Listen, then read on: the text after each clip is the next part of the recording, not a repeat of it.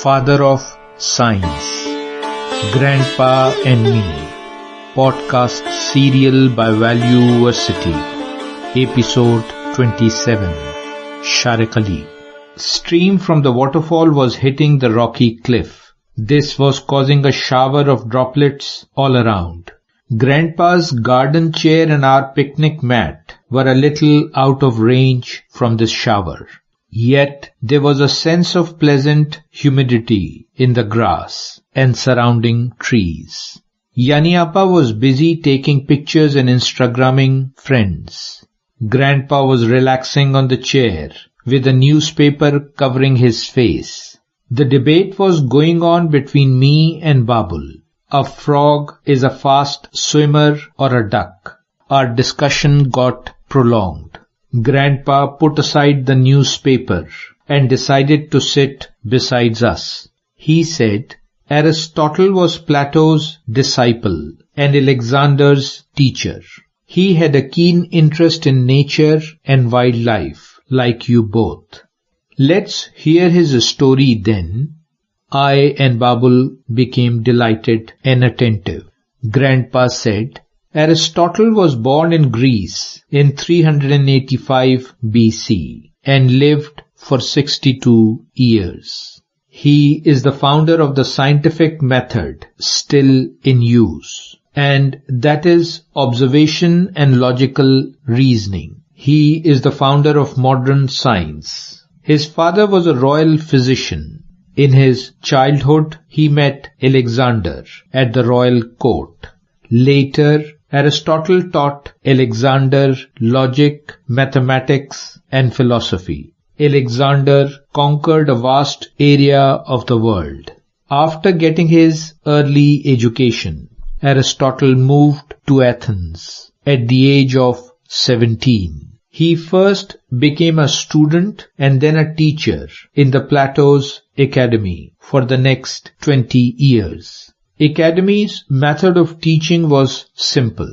The students and teachers would gather and ask a question. Someone would give a possible answer, and the discussion will begin. Then all would gain knowledge through discourse and generating ideas.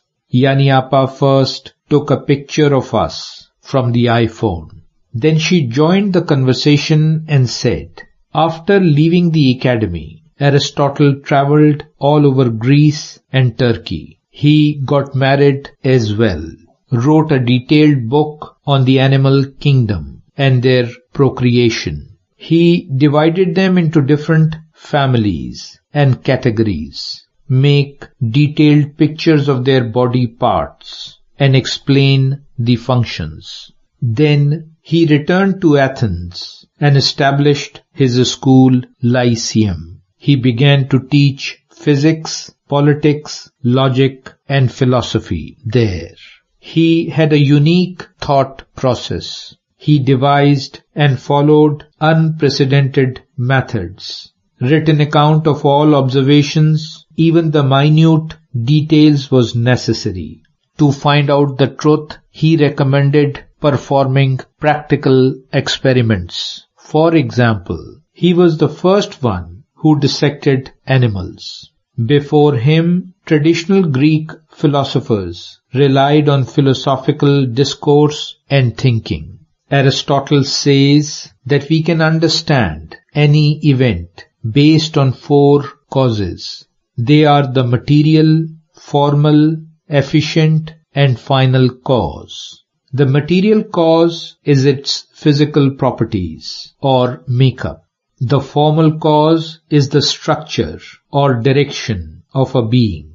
Efficient cause consists of things apart from the thing but connected. For example, the efficient cause of a table is a carpenter acting on wood. The efficient cause of a child is a father.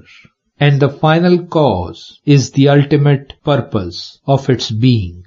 This wise man, 2,500 years ago, offered some foolish ideas as well. For example, the world is round, but it is static and center of the universe. or the source of intelligence is the heart, not the mind. To be continued. Valueversity. Shariq Ali.